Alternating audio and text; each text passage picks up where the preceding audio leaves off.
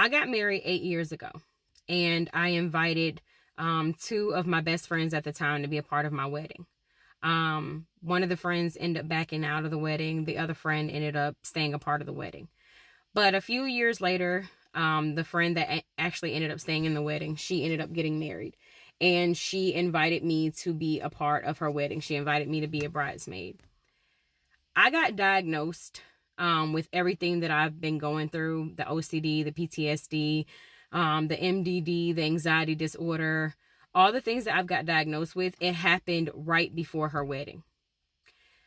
I was not going to go ahead and say, yes, I'm going to be a part of your wedding, going through everything that I was going through, because I knew at that time I was not in a good mental space at all.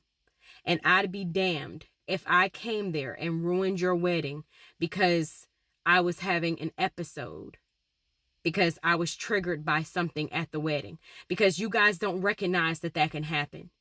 Something in an event that you're invited to, especially when you're going through depression and all of those things, it only takes one thing to trigger you, to put you into a spiral.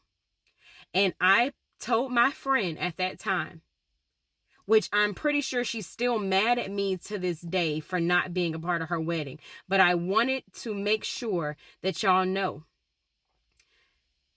even with talking to my therapist, that was the best thing that I could have done.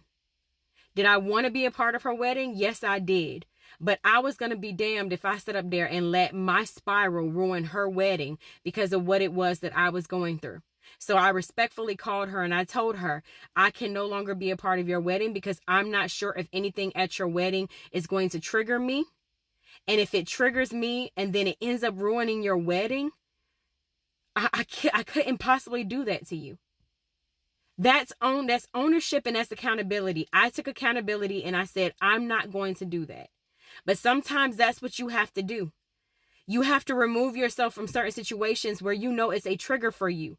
And just so happened, I apologize if that ends up hurting someone, because I don't want to put myself in a situation where a trigger can happen, because that's not how it works. I'm not in control of my triggers, meaning of when something just randomly happens and how I respond in that moment, because I had just gotten diagnosed. I hadn't gone through the training and all the things that I needed to know in order to be able to deal with things if a trigger did happen. Now I've gotten to a point where I've learned how to manage my triggers. But back then I wasn't aware of how to manage my triggers, but I'd be damned if I would have ruined my best friend's wedding.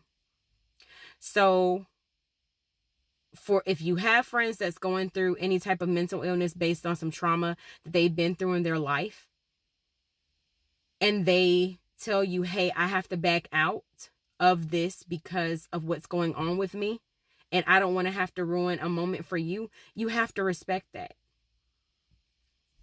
And if you don't, then I don't know what to say.